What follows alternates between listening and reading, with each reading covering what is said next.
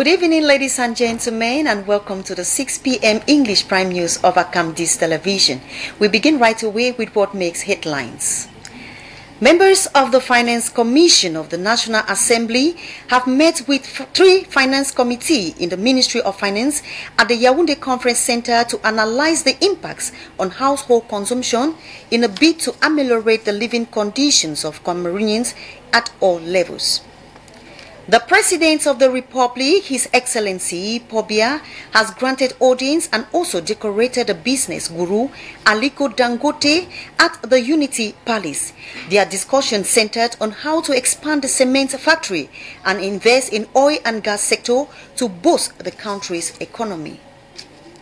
Another evaluation meeting has today been effectuated by the Minister of Sports and Physical Education, Professor Narcisse Moelle Kombi, to the Olembe Sports Complex. This in a bid to reaffirm the finishing touches as the site gets poised to host the first match of the AFCON 2021. More of this in some few seconds to come.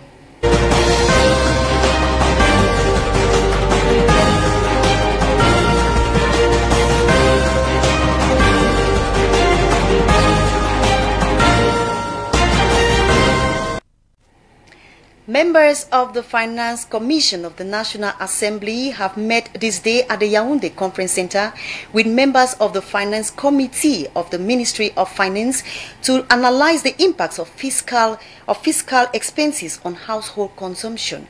We have details of this meeting in the following report. Time has come to modernize fiscal public investments to develop the country despite the limited budget, making it difficult to satisfy household consumption expenses. Objective of this committee meeting between the Finance and Budgetary Commission of the National Assembly and the Finance Committee of the Ministry of Finance. Au niveau de la Commission des Finances, nous avons l'habitude. At the level of the Finance Committee, we have the habit to hold trimester meetings on Finance Commission. We need a training session to reinforce the capacity of members of the Finance Committee in close collaboration with the Ministry of Finance on fiscal expenditures. This will help to prepare ahead of exams on finance project laws for the year 2022. L'examen du projet de loi de finances 2022. It is a statutory regulation that since 2015 is aimed to study on tax expenditure into the draft budget, though impacts are not felt. The idea of all of this is to enlighten decision makers like you on issues of fiscal policies. So tax expenditures are incentives, and these incentives are towards two groups of individuals. There are incentives to strengthen the productive sector, and of course incentives to obtain social cohesion. Now, are we succeeding in all of this? The World Bank is here. The World Bank is always asking us to reduce our tax expenditure, and then they try to tie it up with some other facilities. Because the idea is for us, as much as possible, to reduce tax expenditure. From statistics, household consumption from 2014 shows irrelative exonerations that 46.8% for wealthy families against 46% for poor families. Fiscal expenses for the year 2019, a reference period, stands at 584 billion francs CFA. That is 25% of income revenue, which accumulates to 2,784 billion, representing 26%, evaluated at 2,962 billion CFA francs. It is therefore time to enlarge the fiscal scope and to ameliorate the mobilization of internal resources of the state to suit every living standards of Cameroonians. His Excellency President Pobia has granted audience to the billionaire guru Aliko Dangote at the Unity Palace June 23, 2021.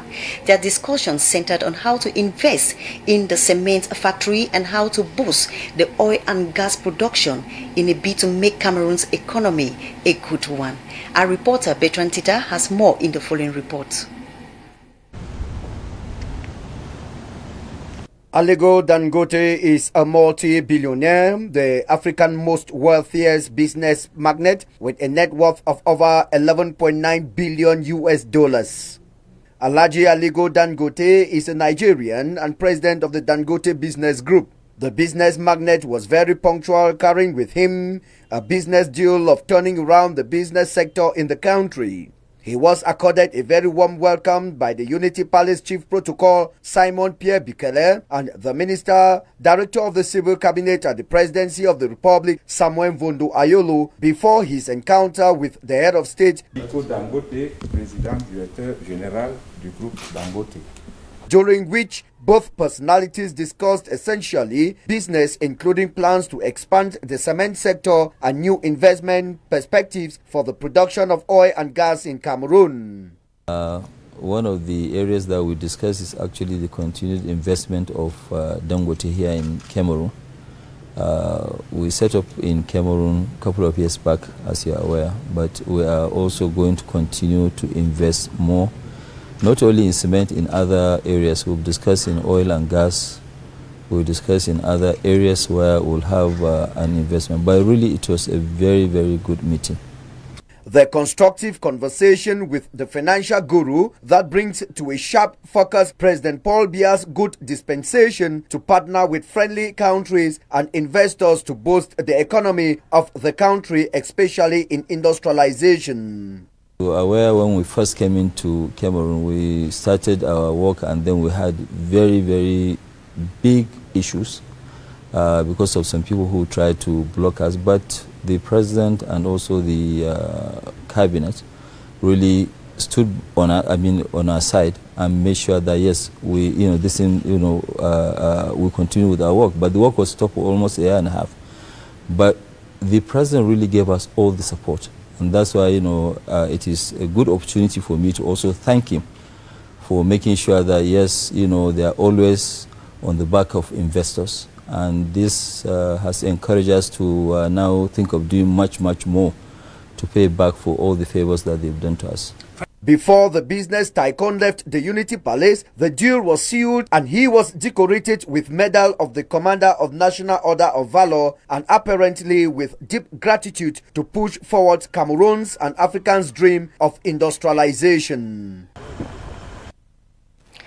You will certainly be wondering who is Aliko Dangote that was received at the Unity Palace by His Excellency President Paul Biya. Well, he is one of the wealthiest African tycoon businessmen in the African territory. Now we have more of his profile with Geraldine Nasi.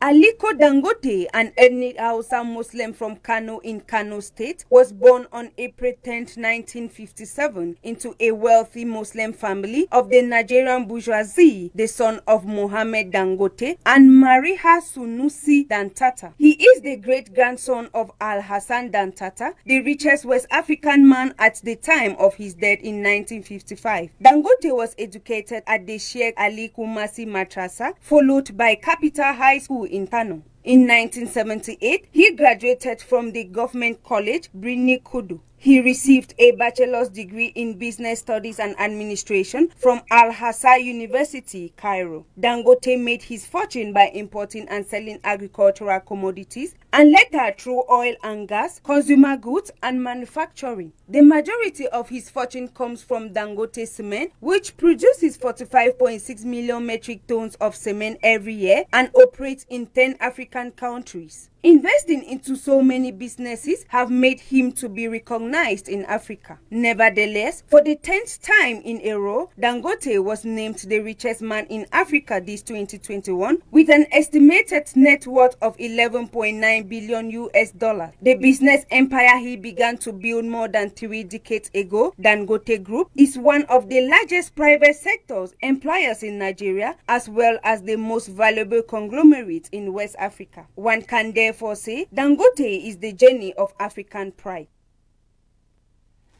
As the Anglophone crisis that has been going on for some years now keeps to cause pain and rendering other people vulnerable in the national's territory as they have to move from one place to the other.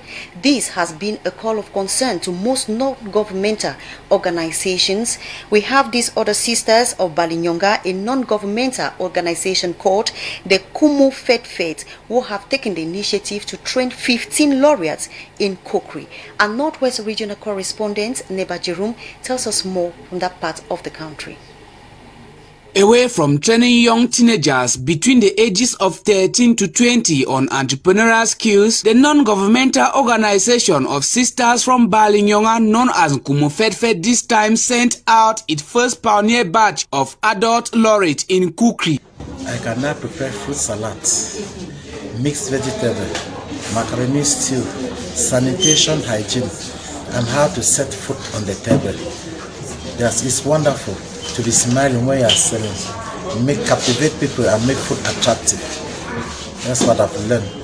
The training, organized in partnership with United Nations Development Program, codenamed Livelihood and Social Cohesion, saw 15 participants selected as a result of their vulnerability, drawn from all the divisions of the Northwest region. From the beginning, it was not really easy because to identify them, we got a few people, and then when information filtered around, there was an influx of people coming here. So we had a challenge in selecting who was to be taken in and who was to be left out. It was not very easy. So we had to go through interview to see their needs, to know who really needed to benefit. Apart from engaging in education, health, human rights, the decision engaging elderly people was as a result of the partnership with UNDP. Our partnership with UNDP came on board when there was need to expand on touching on lives of mostly those who left the different communities and different villages to come here.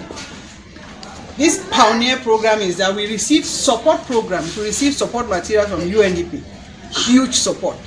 And the catering department was highly favored.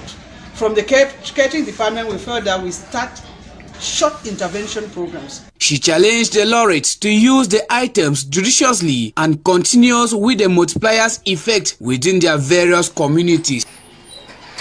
We now move over to the littoral region where, in a bid to curb urban disorder that has been caused by car owners and Okada riders in that part of the town, the Douala municipality has set down some fines that those who go against these laws are going to be paid. We have more of this report in with Ruth Fonyo. The Douala municipality, in a bid to curb the massive urban disorder that is characterizing the city, fines have been set for persons who occupy sidewalks in major roads in the town. The fines set by the council from within 10,000 francs CFA to 250,000 francs CFA. The decree which legalized these fines was done on June 22nd, and it will be standing against the occupation of the pavements by cars, bike riders, and business owners, amongst others. The fines were broken down depending on what was it that occupied these sidewalks. For bikes caught parking by these roadsides, they will pay 10,000 francs as fines. Vehicles will pay 25,000 francs, as well as mini business places like hairdressing salons, carpentry workshops, and other similar establishments. Parking of pickup vehicles on sidewalks will be fined 50,000 francs, while other heavy trucks will have to pay 200,000 francs. The heaviest fines will be built on construction materials depots by the sidewalks, which will be 250,000 francs CFA. The decree signed some days ago is part of the implementation of the Operation Return the Sidewalks to Pedestrian campaign, which was launched by the council some months ago. The operation is aimed at freeing the sideways, which has for long been illegally occupied by various business personnel in an illegal manner for various informal activities. Regarding the cash finance that was promised to some Cameroonian artists, some of them had to visit the bank for cash withdrawal. Our reporter Stephen Elangwe took interest in this and compiled this report for us. It was with blazing and amazing smiles that Cameroonian artists finally withdrew their cash this June 24 after waiting since Monday. The process, which goes from receiving a financial card at Sonacam, followed by arrival at Vision Finance, where all the transactions are to be done, was quite fast and accessible. Sonacam has equally facilitated the process of reception through the opening of bank accounts for the artists, a thing which permits them to easily withdraw their money. The artists have equally appreciated the efforts of the hierarchy of Sonacam for finally fulfilling the promise of making them withdraw their cash corresponding to their copyrights as artists across Cameroon. Unlike 2 days ago, the waiting and queuing has ended, thus no more cause for alarm. If you are just joining, you're watching the English Prime News of Acamdis Television from Yaoundé, the capital of Cameroon. I'll move now to something else where imported rice have become very scarce in the market. Consumers say they are obliged to buy a kilo for 600 francs, which was not the case in weeks back. And now the wholesalers are also complaining that the government should intervene to help them as they keep selling at a loss. Ruth Fonyong took interest in this and compiled this report for us. The increase in the demand for rice in Cameroon markets is at its peak, and many retailers are complaining about the prices levied on kilograms, and as such, rice needs to be imported in the nearest future. You buy a bag of rice for 8,750 and sell a kilogram for 350 francs. There is no match. It is difficult. The Bijou rice is at 23,000 Douala price, and then it comes. You add transport for 500 francs, and we will be told to sell the bag of rice at 21,000 francs. Is it a miracle? It cannot be done. It is difficult for consumers who usually bought rice at 500 francs per kilogram to now get it at 600 francs. When prices are high, we just sell because commerce is like farm to us. And when a customer comes, instead of 500 francs, they tell them it's 600 francs. Just imagine, it's difficult. The last person who can help us is the Minister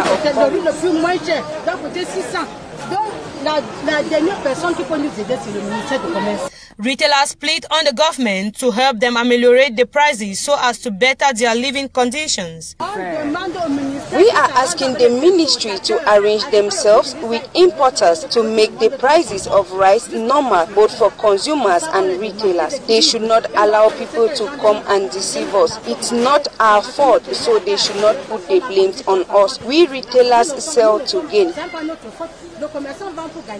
Imported rice is one of the most consumed foods in Cameroon, and so the demand is higher than the supply.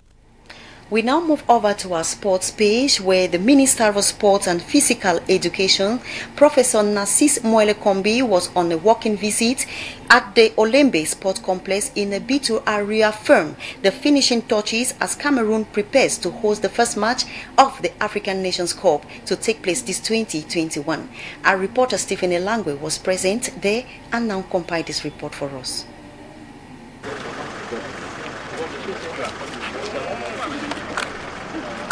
The visit of the minister this June 24 at the Olembe Stadium surrounds the dotting of the I's and the cutting of the T's. As far as this construction site is concerned, in the words of Professor Narcisse Moelle-Kombi, his satisfaction is on the backdrop of palpable, visible and positive changes and advancements witnessed for the past 7 days.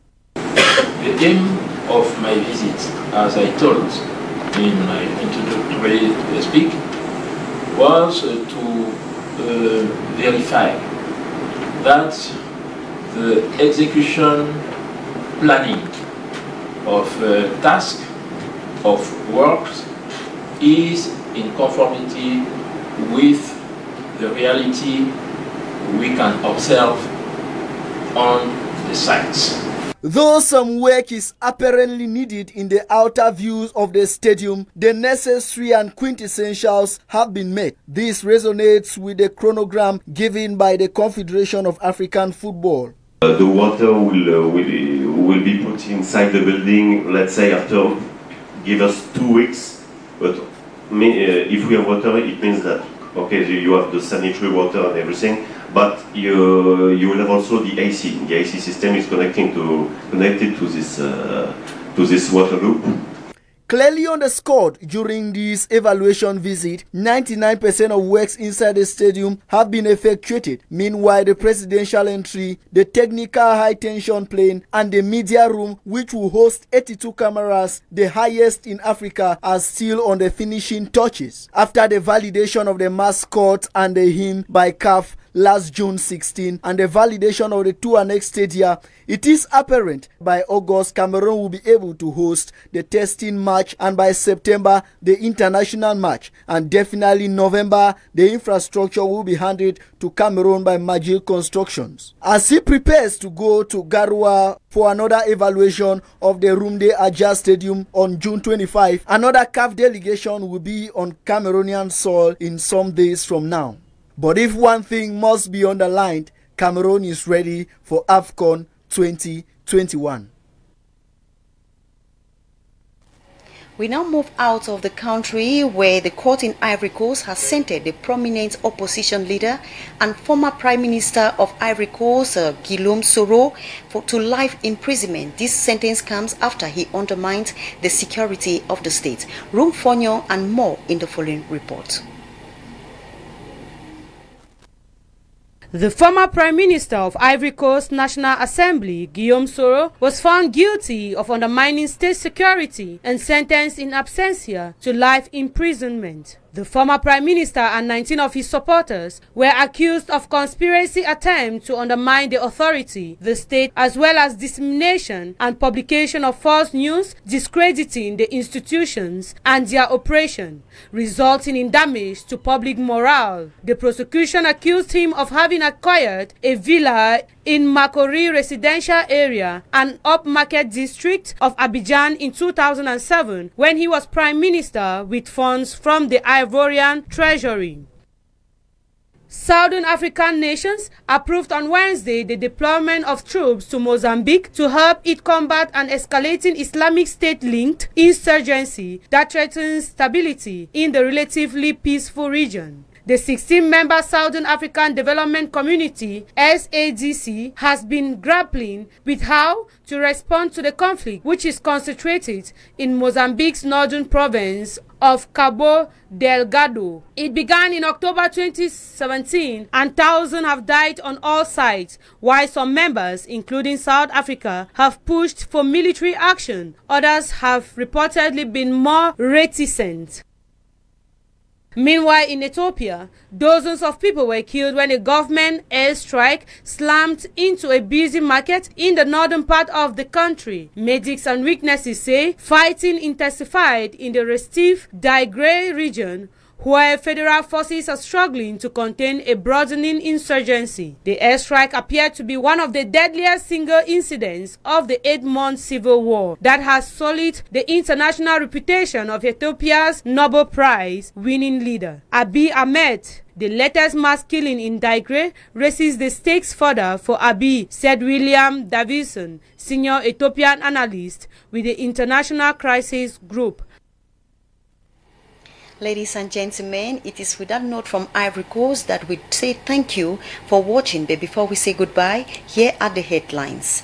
Members of the Finance Commission of the National Assembly have met with the Finance Committee in the Ministry of Finance at the Yaoundé Conference Center to analyze the impacts of household consumption in a bid to ameliorate the living conditions of Cameroonians at all levels. The President of the Republic, His Excellency Pobia, has granted audience and also decorated the business guru Aliko Dangote at the Unity Palace. Their discussion centered on how to expand the cement factory and invest in oil and gas sector to boost the Cameroon's economy. Another evaluation visit has today been effectuated by the Minister of Sports and Physical Education, Professor Narcisse Moelle-Kombi, to the Olembe Sports Complex. This in a bid to reaffirm the finishing touches as the site gets poised to host the first match of the AFCON 2021. Thank you very much for being there. At 8 p.m., Claude Mayo will be bringing you news in the French language. Do not go away because more interesting programs will be yours over Camdis Television. Have a blessed evening.